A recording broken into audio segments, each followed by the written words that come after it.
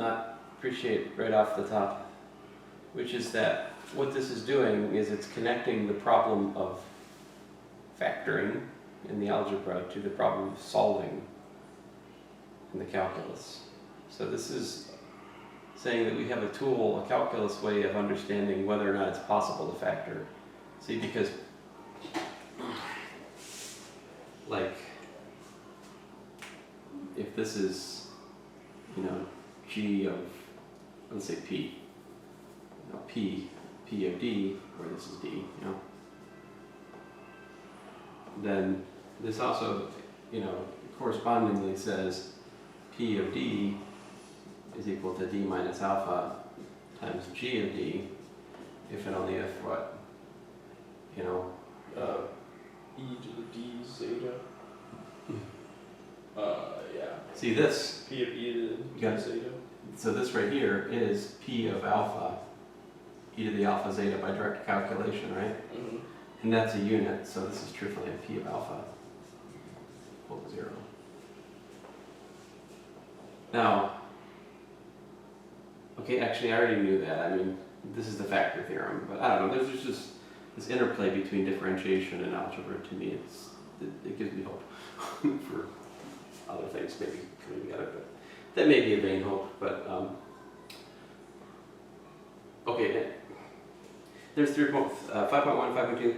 Now, so far you'd be like, okay, well this is great, but what about repeated roots? You know, because I know in the ordinary case that we can have repeated roots, and you know that repeated roots in the real case require multiplication by t. So how do we deal with that over the algebra in this operator factorization viewpoint, you know?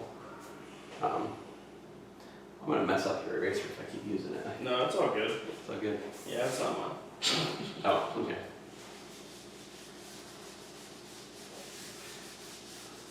And I just pulled the actual, I won't say that on camera. I cleaned his drain, so I'm owed an eraser. This I'm an idiot, man. You So- kept putting Drano down, he has long hair. Drano? Use Drano for his shower, and it wasn't, the drain wasn't clogged, it was just his hair. Yeah, Drano doesn't really Get rid of hair. doesn't do anything for hair. No. Anyway, I fixed it, and I'm telling his mom. Telling his mom. That's funny. That is my punishment for her. So here's lemma 5.3, which is kind of a curious. Basically, it says polynomial and differentiation operator acting on e to the alpha zeta f, all right, is equal to e to the alpha zeta, the same polynomial in the differentiation operator plus alpha acting on f.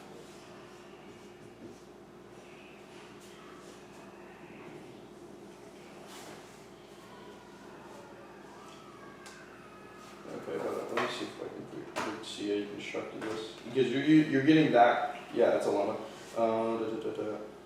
Oh wait, yeah. You're using you're just using the old two theorems. These two. Oh, really?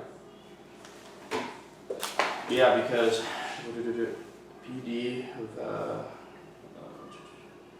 PD is equal to d minus alpha of GD. So if you have PD acting on something, you pulled out something. You're saying e to the alpha is a unit, right? Well, yeah, e to the alpha zeta is a unit. So yeah, you can pull that out of differentiation. Mm-hmm. And so you pull that out, and so you have PD acting on F. And we know that PD is equal to d minus alpha act of GD.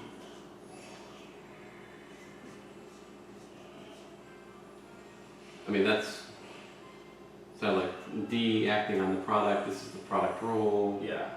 So this is alpha e to the alpha zeta f plus e to the alpha zeta df. Let me try that.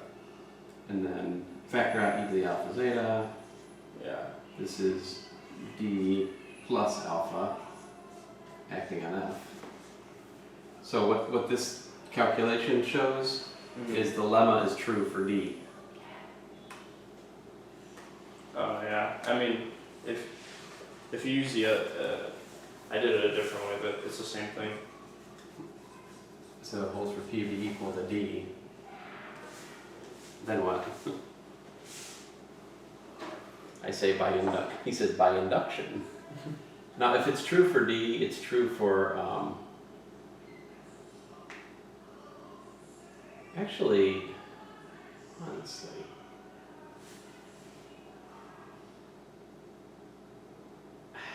what about constants? Is it true for constants? Like, what if the polynomial is a... Oh, this is dumb. I mean, It's 0. So this is the kind of thing Nathan doesn't write down because it's obvious. Like if we had just a constant, Like F equals to a constant. like the multiplication by constant operator, if that's my P, Yeah. then you do this.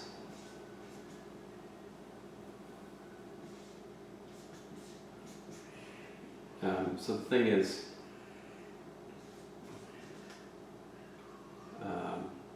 constant times F, right? But this is the kind of dumb thing. If this is P of D, well, this is also P of D plus alpha. Because like the constant doesn't, it's a constant operator, so like the shift is like there's no input. So this is trivially true. So what I'm trying to say is it's true for constant, like the first order polynomial should be like what? P of D is equal to something like what? X. Yeah, AD plus B, right? I mean, that's a linear polynomial. How does he know that this is, to me, this is the first order case of the induction. Because I think he's proving it by induction on the order of the polynomial.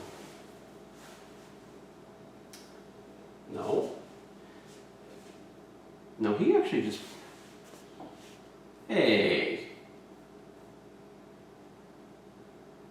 You're proving 5.3.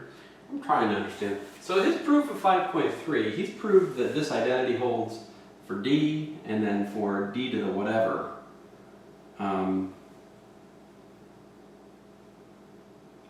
Forgive me if I'm not immediately convinced that it holds for polynomials.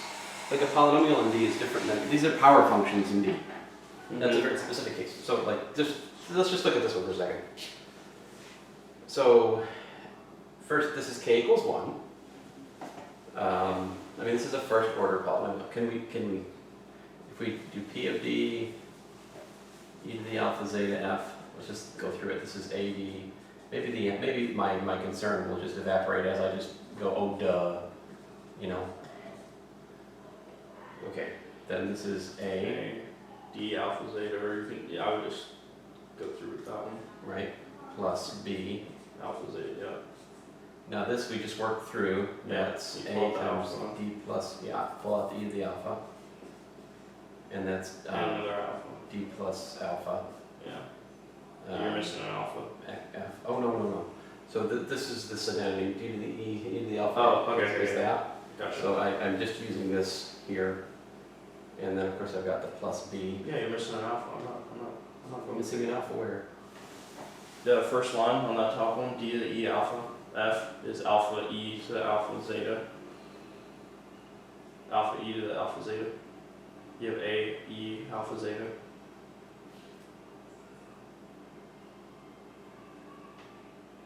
Where am I missing the alpha? This step. That's it. This step. Oh, but this here, that's that one. Oh, So like this D is that D, okay. and this alpha is that alpha, and you're just... Oh, gotcha. I'm with you now. So now we can pull out the E to the alpha zeta, Yeah. and we have A, A times D plus alpha on F. plus B and all of that. I mean, so this is like addition of operators is defined pointwise by the addition. It's like this adding these as operators on F is by definition BF and you know, this. Mm-hmm. So And this, of course, is P of D plus alpha in this case. You wrote that wrong, that's what I'm tripping, sorry. D plus alpha. Oh! Good grief. How do I put alpha plus alpha? You said it, and I was like... I said it, but I wrote something else. Yeah. What's wrong with me? Great, so this is done with 5.3 for linear.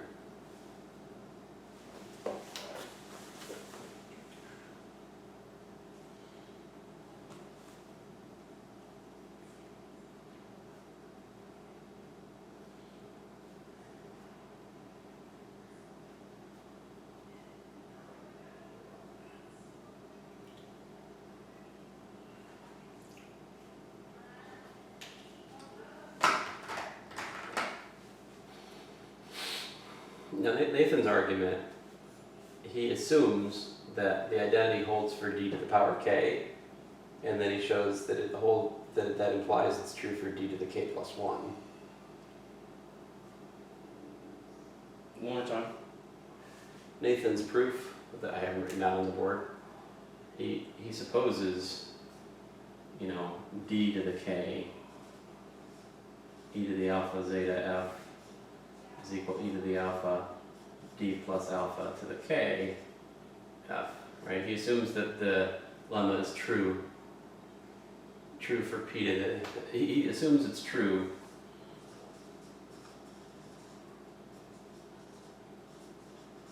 for the case p of d equals d to the k. And then he gives arguments to show that it's true for, you know, d to the k plus 1.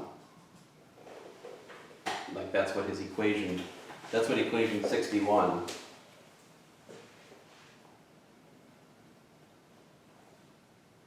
Yeah, oh, okay. Oh, I'm selling him short.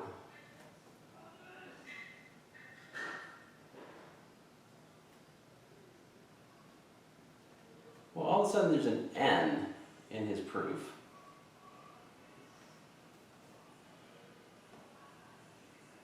Actually, this is a proof by strong induction. There's a strong induction? Yeah, his proof is by strong induction, actually.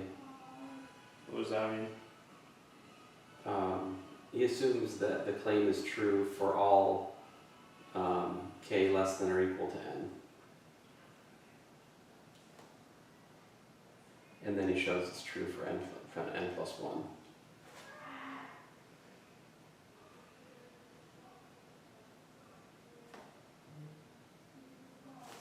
Let me actually go through it. I'll give you a chance to finish writing.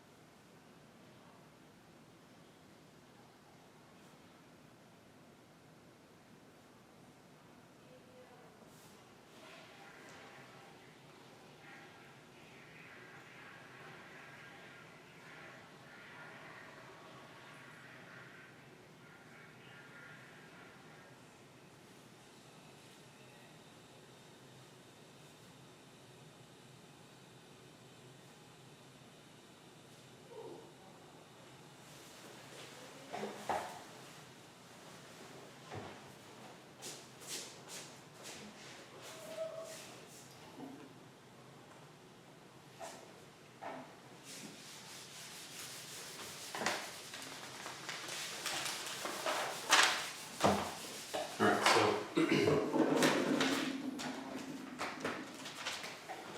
suppose lemma true for all k less than or equal to n. In other words, you know, we're here, I'm talking about k as the degree of the polynomial in D, okay? In the lemma. Alright, then consider P of D equal to a to the k plus 1, d to the k plus 1, da da da, you know, a1d plus a. So consider a polynomial of order oh, I said k, I meant n plus 1. On all. Just this one. Oh. N is fixed here. Okay. Then if we look at P of D, acting on e to the alpha zeta f, right? Then by definition, that is a n plus 1 d to the n plus 1 acting on e to the alpha zeta f, right?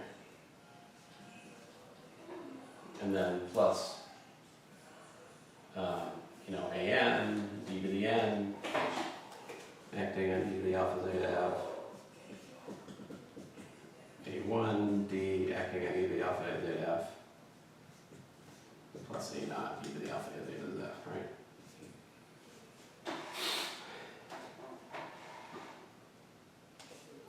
So this first term here is an plus 1, and then that's d to the n acting on what? Acting on d of that, right? So you know what happens when we hit d hit here?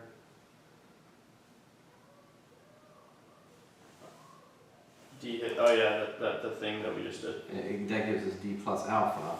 Well, it gives me, excuse me, it gives us e to the alpha zeta, d plus alpha, acting on f, right? Mm-hmm.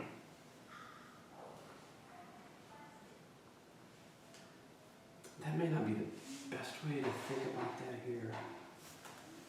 Tell you what, let me kind of work myself into a different corner here.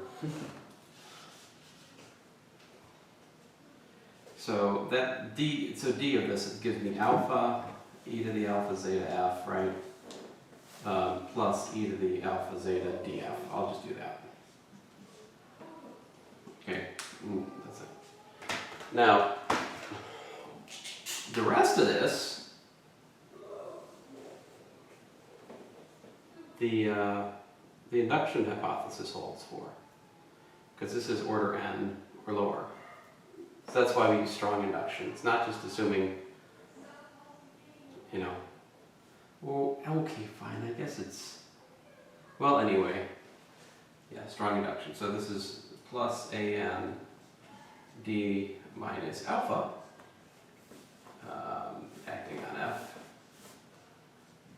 plus a1 d minus alpha, acting on f, and so forth, right? Plus a0, acting on f. And all of this gets multiplied by what? At the front of it. E alpha zeta? E alpha zeta, right. Now this business over here,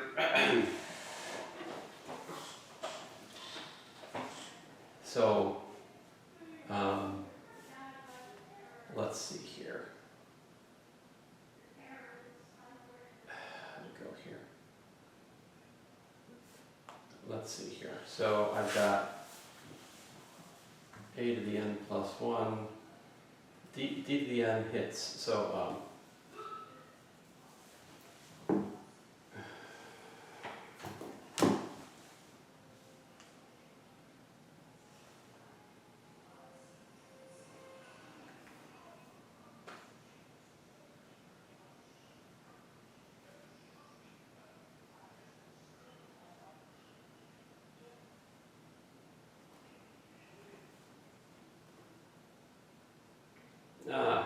I guess I should go back to what I did before. Sorry.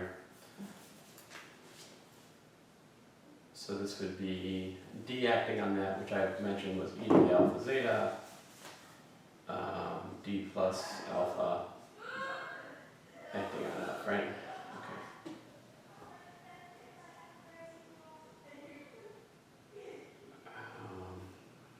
Now I can can rewrite that as d to the n acting on d, then composed of d plus alpha, and then e to the alpha zeta. All right, how to say this?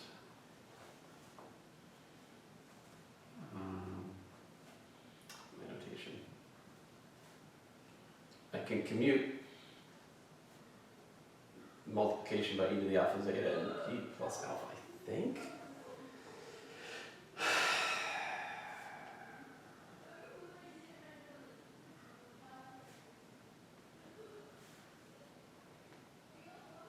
That's not true.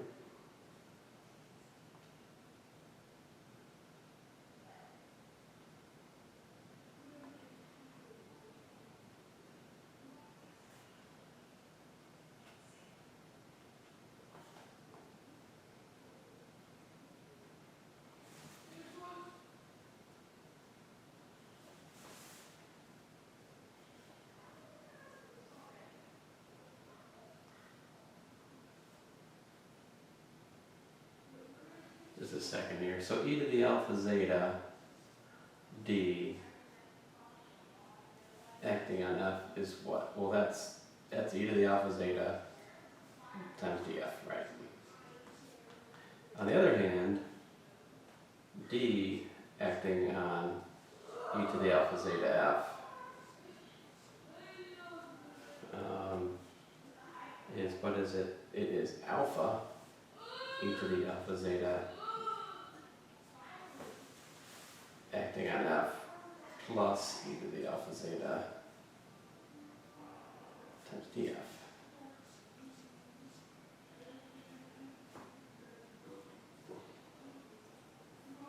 So I'm probably just going in some kind of vicious circle here at the moment.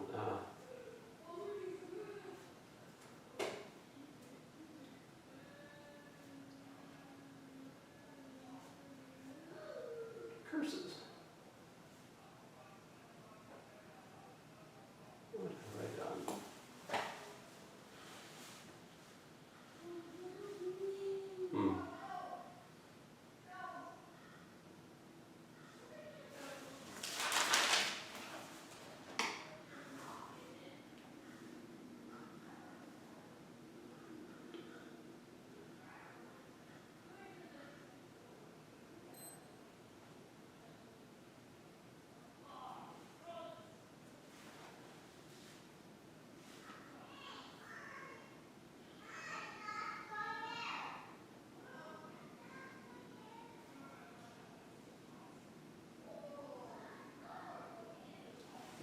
Can't see that.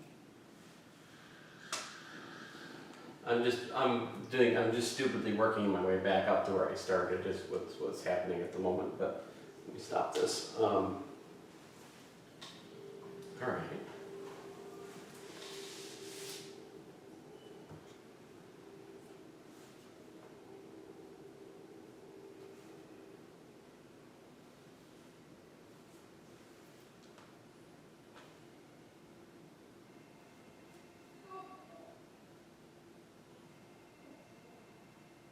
Are you using lemma 5.3 here? I'm trying to prove lemma 5.3.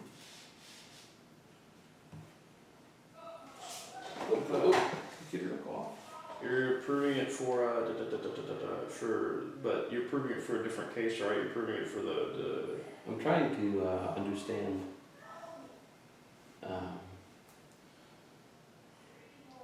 really 61, equation 61 here.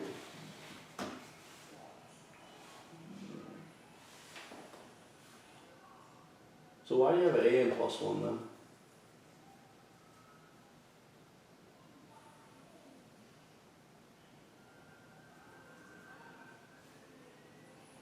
Okay, so you use that. Oh, but yeah. Okay. Wait, that you can't say this because the derivative doesn't necessarily equal 0. So are you saying, Oh well, if that goes to that? because that's d, because dn plus 1 of e to the alpha zeta f is dn d of e to the alpha zeta f. And we proved before that this is e to the alpha zeta d plus alpha acting on f. Why does this all of a sudden get flipped over? No, well, you're not using this, are you? No.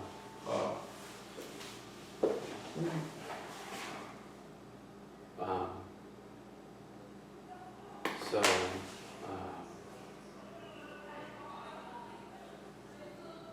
You can just leave that up and keep thinking. I'm just trying to get back to where you are. oh, I'm a dummy. I just chose poorly. Let's try this again here. So rather than splitting d to the n plus 1 like that, what I should do, probably, is instead look at it as d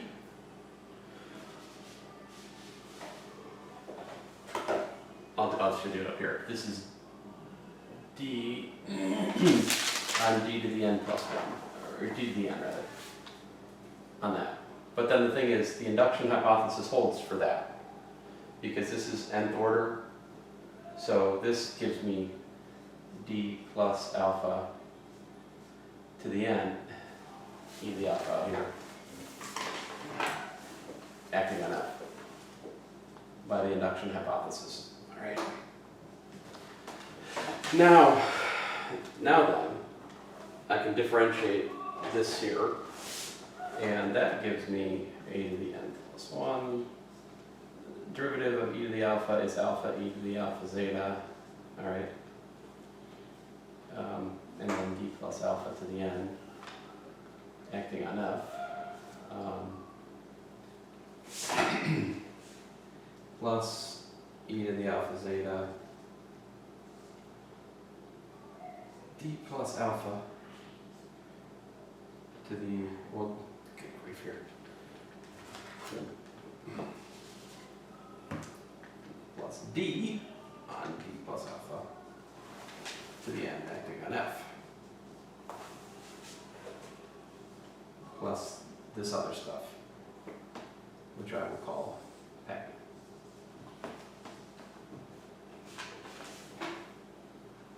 See what I need what I need to see is that the leading coefficient can be rewritten in the fashion a to the n plus 1. I can factor out an e to the alpha zeta, right? I can do that. See that? Here's my e to the alpha zeta, right? I can factor those out. And look at what I got here. I've got alpha, I'll write over here. I've got basically an alpha times d plus alpha to the n. And then the other one is plus d plus alpha to the n, right?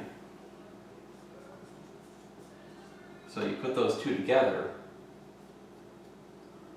See, that's this term and that term. Put those together and you have d plus alpha Oh. to the n plus 1 acting on f. Right? And then this stuff, plus an, and there's an an plus 1 I dropped, sorry. And then an, d plus alpha to the n, acting on f, and so forth. In other words, I have what I want. I have, I have e to the alpha zeta is p of d plus alpha acting on f, where p was an arbitrary n plus 1 ordered polynomial. I'm sorry, I shouldn't spend so much more time on this. This is not, well, I don't know, I guess it's useful, but I mean, that is the argument Nathan's giving here. Maybe it's clear already in the paper if I just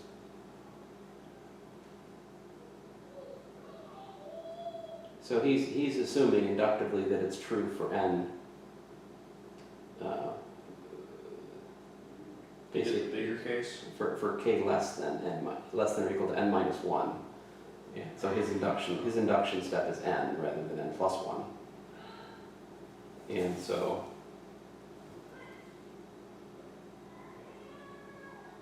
well, I don't know. I think the proof here could use a little bit of. I'm gonna have to rewrite this proof a little bit before I submit this thing again. You have to keep submitting it. Well, that's the other question: is should I just cut out this section and like maybe I could come up with a leaner, meaner paper, which just has the most exciting bits in it. But, So wait, so how does that work? Do you have to resubmit it every so often to a journal? I need to find a journal to resubmit it to. The journal I submitted it to ultimately was like, well, this is outside our scope. They had it for like a year, and they're like, oh, it's outside our scope. Like, well, thanks. And then they told me a place to submit it to, and then life got in the way, so I'm still not done it yet. Also, partly because Nathan kind of, well, anyway, maybe it'll be helpful for Nathan in the future. I don't know. We'll see.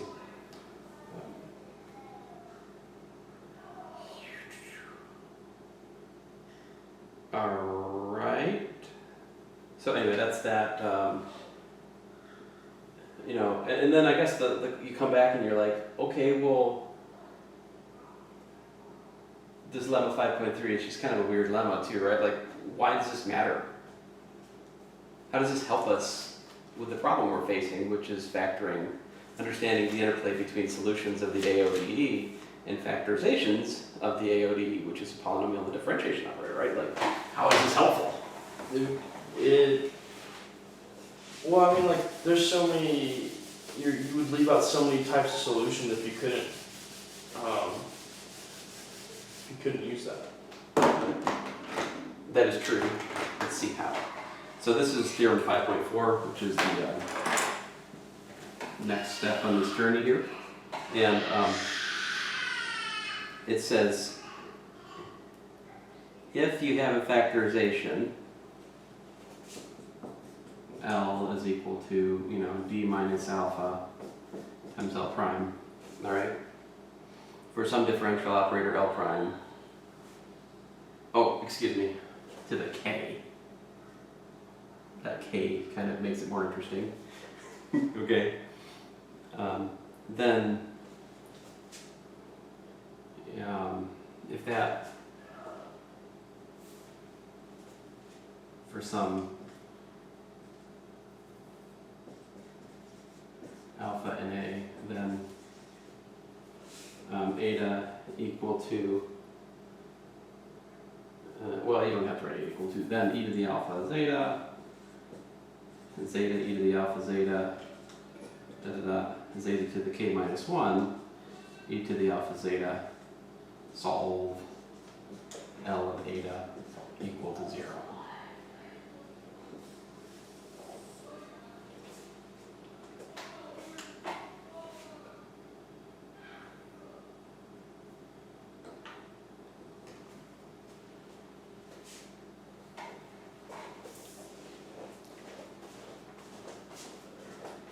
It's kind of funny, like this lemma 5.3, Nathan found it, and it's not actually how I teach differential equations. Like when I teach differential equations, I kind of work my way up to something analogous to 5.3 as a series of lemmas, and then I get this result. So it's, anyway, I don't know which is better. Here's the thing. So now we look at, so obviously if the proof, all we need is the d minus alpha to the k, eta. If that equals to 0, then L of eta equals 0. So the point is, if the function we plug in here, if it's annihilated by that factor, the fact that these commute, it's definitely a lemma I should prove early on, is that polynomials and the differentiation operator commute. Okay. I've used that a couple times in different proofs, so although I think it's clear. So the question is, why do these get killed by that, right? So if we have, so this is my quote unquote P of D, right? And so we're looking at D minus alpha to the, to the, acting on Z, let's say Z to the power M, e to the alpha zeta rather. So this is P of D, so that's equal to, by dilemma 5.3, P of D plus alpha, right? Which in this case is e to the alpha zeta times D minus alpha plus alpha, right?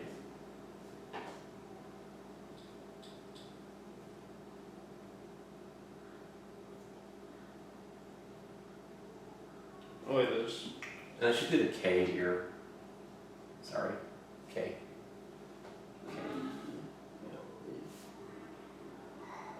But that just gives you factors of D. Acting on Z, right? Yeah. Which exactly, this gives us e to the alpha zeta times the kth derivative acting on the mth power of zeta. Where K and M are equal. Not equal, but here K Oh yeah, plus is 1, right? greater than M. So eventually it'll get to 0.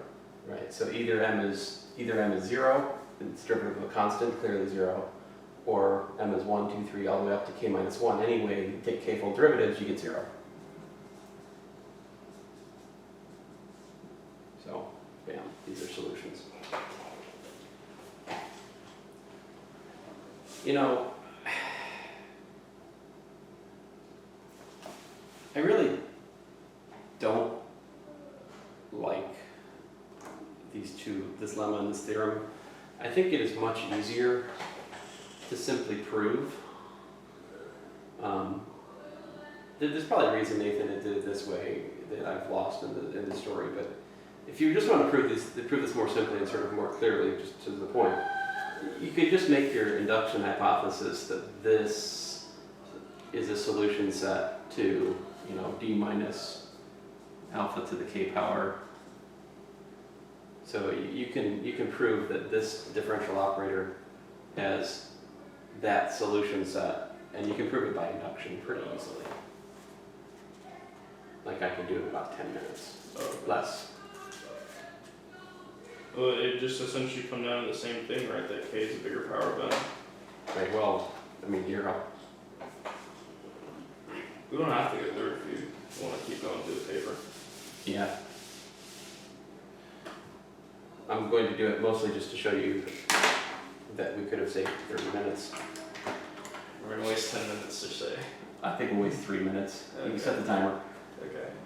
D minus alpha to the K has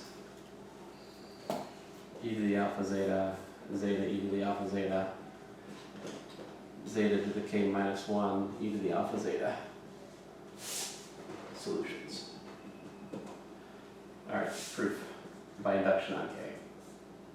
K equals to 1. D minus alpha. What does this look like in K equals to 1? K equals 1, this is just one thing. This list just is e to the alpha zeta for K equal to 1. There's one thing in it.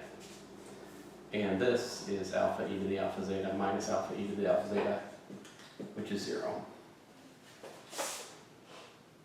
Alright, done. Suppose, true for,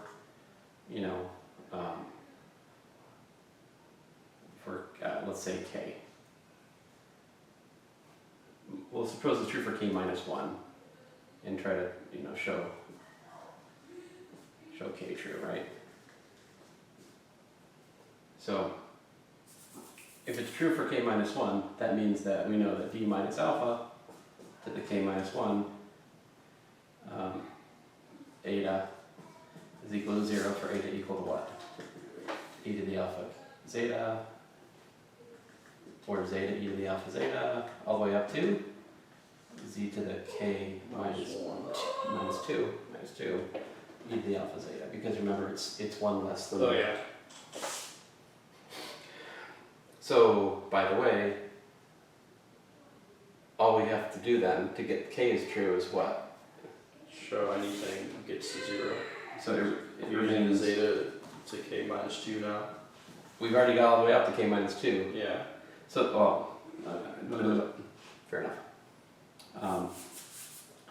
D minus alpha to the k is equal to d minus alpha times d minus alpha to the k minus 1, right? So thus d minus alpha to the k acting on eta equals to d minus alpha on 0 if, you know, d minus alpha to the k minus 1 on eta is equal to 0.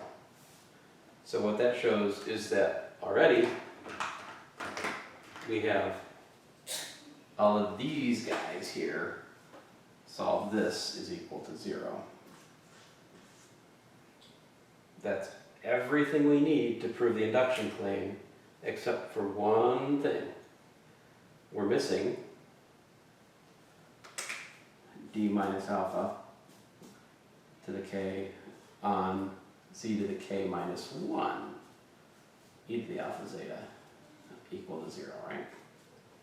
That's the one that we don't have yet. But this is, you know, d minus alpha to the k minus 1, and then d minus alpha on this, right?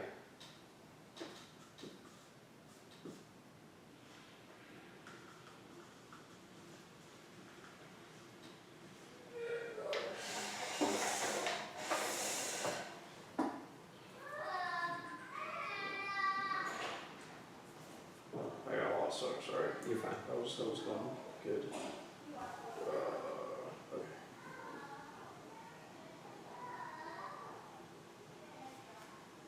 So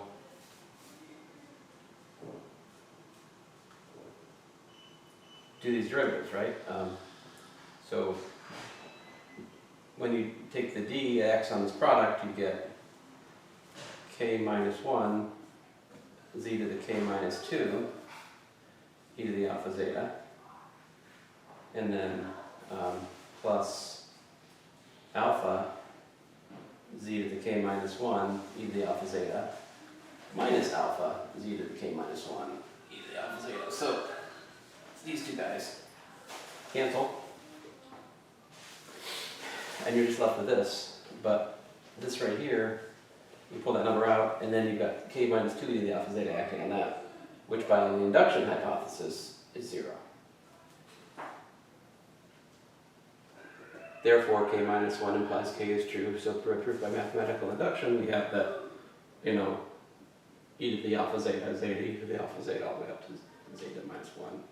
E to the alpha zeta is a solution set.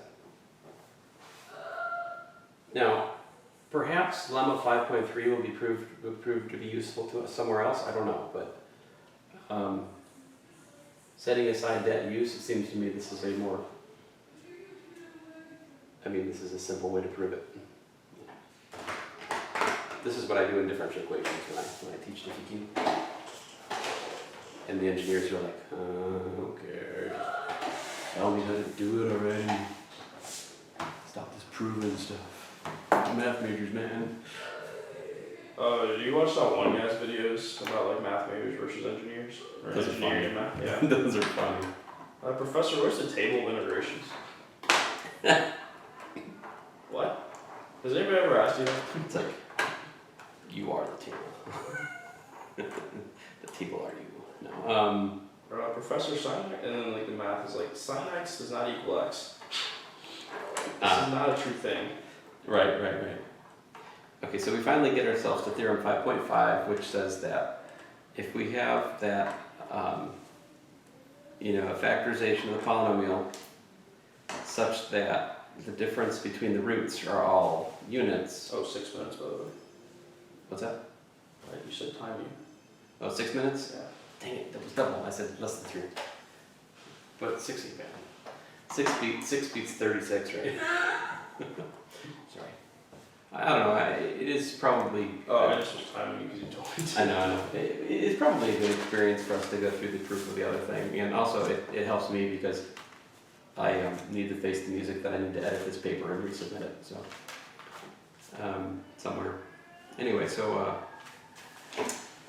where are we? Theorem 5.5. Product of the derivatives.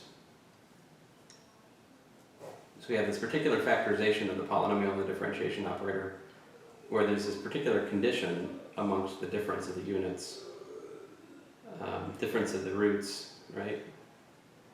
Then I claim that if you have such a factorization, then you can write down the general solution. All right.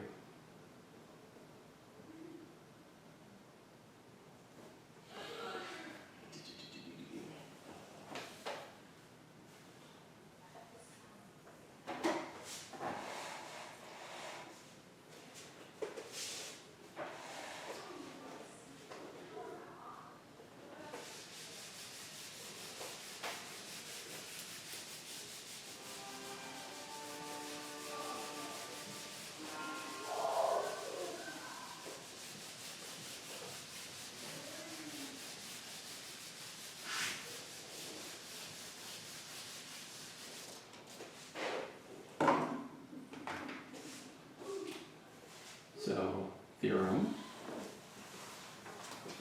if L is equal to D minus alpha 1 to the M1, D minus alpha 2 to the M2, D minus alpha, what was my, K to the MK, then L of eta equal to 0 has a general solution, eta equal to the sum, let's say J, well let's say I, equals 1 to K, and then the sum of J equals, I guess you could number it different ways. I'll do 0 to the MJ You did minus 1. J1 to M1, MI. Oh, I did it that way? Yeah. Yeah, I did it that way. But we put it here, we've got Cij, zeta to the J minus 1, e to the alpha I, zeta. Provided, I do need a condition that I've stated that alpha, I minus alpha j is in the algebra. yeah, Cross. it's the units, right?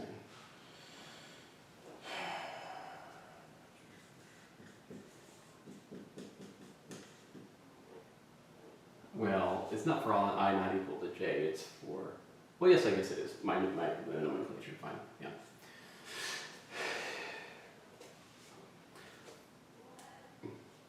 Now, in the usual song and dance, we would just need the condition alpha I minus alpha j not equal to 0, because that's the condition you'd need to make sure that like you weren't double counting, you weren't like separating factors that really should be put together.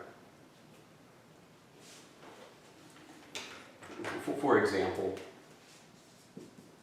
if you had L was equal to like D minus 2 times D plus 3 squared times D minus 2 squared again, right?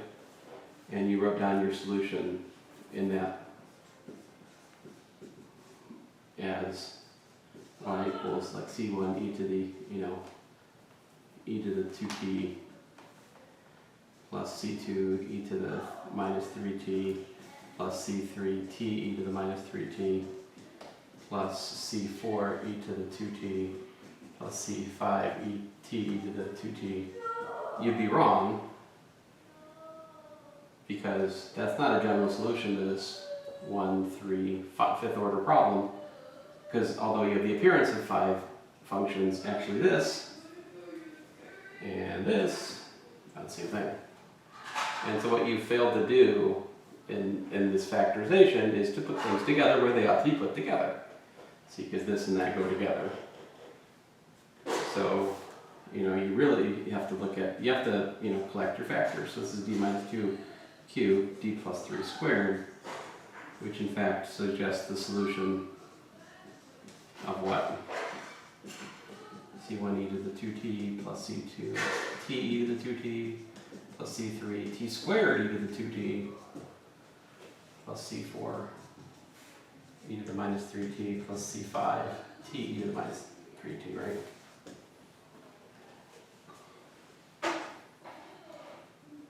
So what this theorem here, 5.5, in the AODE paper is saying is the condition that the roots of the factorization are not identical is not enough. Like, I mean, I actually need something stronger. I need that the difference is, it's not enough for them to just be non-zero. I need for them to actually be a unit. If the difference is a zero divisor, something bad can happen here. Although the proof of this theorem doesn't show that. The example following the theorem shows the fact that, like, this is as good as it gets for this. So how do you prove this theorem? Basically, I won't write it out. I'll just sort of talk through it in words, okay? Okay. But the proof is essentially just this. If you plug, you know, this general solution here into the differentiation and into L, what happens? If you plug this solution into L, then because these commute, each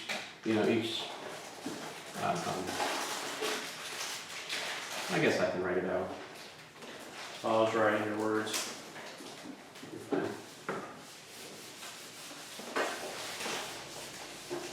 You get to a point where you realize it's simpler to write it out than saying words.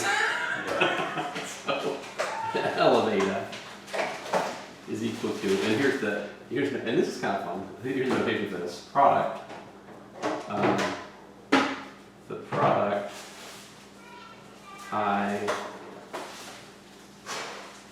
I'll use a different notation.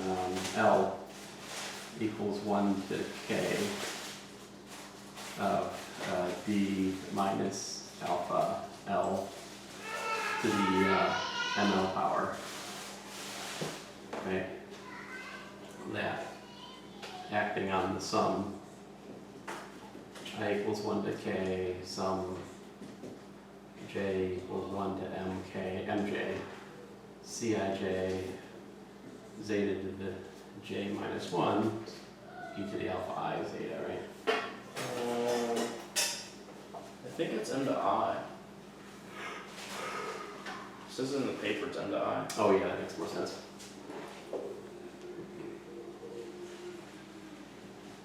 Definitely should be m to I, thanks. Now, like, so this is a product of derivative operators, right? So this actually is a linear operator. You can pull sums out, you can pull constants out. So the first thing we can do is to, you know, basically pull this part out. So you say, okay, well that's really this sum.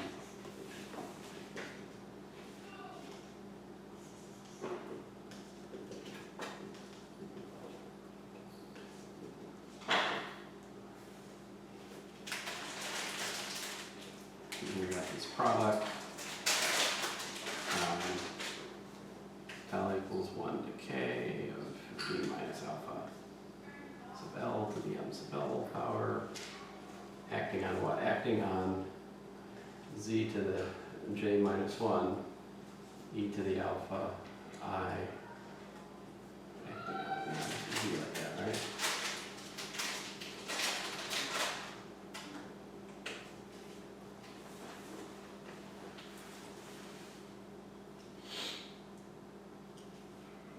prove that, right? That term goes to 0. Well, yeah, that's the thing is you can then just basically, for every I, pull the m sub I out. So like, you could, kind of rewrite this as d minus alpha 1, d minus m1, alpha I, m sub I. In other words, delete that from the list. D minus alpha to the k, m sub k, right? Pull the d minus alpha factor out from here because the operators commute, right? So we can move the ith one over to the right and let it act on this first. But the thing is, d minus alpha to the mi power kills all these. Because by assumption here, j ranges from what? From 1 to m sub I, which means z to the j minus 1 ranges from 1 to z to the m sub I minus 1, which, just like we said by the previous lemma, those are all 0. So this is 0, I is arbitrary, this is 0, 0. Which is just a fancy way of saying we're collecting what we did together. So now the double, so like, this, I thought like, okay, I got it for a while.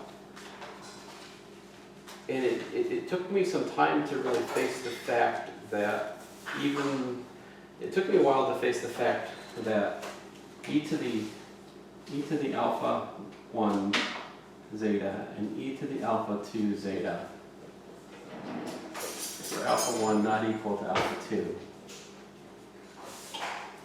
is not automatically a linearly independent set of the algebra. See, because if we look at the Wronskian of this, all right,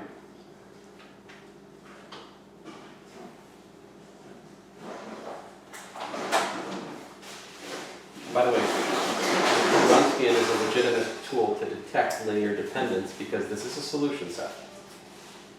So the Abel's formula applies here. This is a solution set of d minus alpha 1, d minus alpha 2,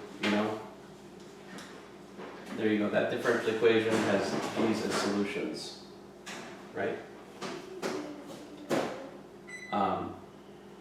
So definitely it's a solution set. If it is a fundamental solution set, Abel's formula says that it should be, it's either linearly independent or linearly dependent, depending on whether the Wronskian is a unit or a zero prior.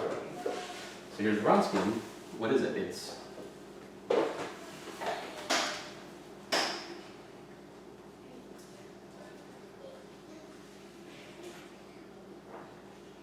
right, which is alpha 2 minus alpha 1 e to the alpha 1 zeta e to the alpha 2 zeta, right?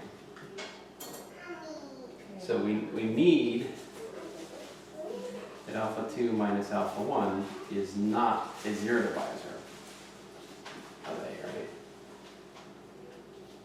So they can't be equal. That's one thing.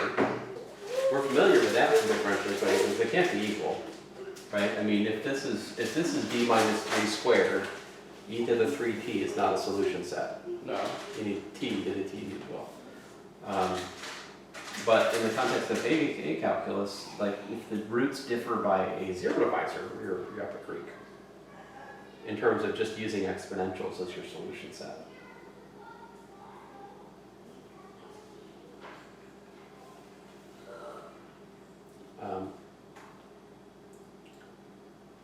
So I think what I do.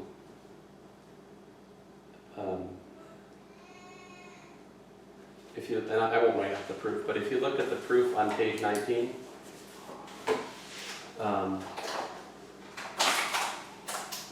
who knows, maybe this is where lemma 5.3 is needed, but so it remains to prove the linear independence then.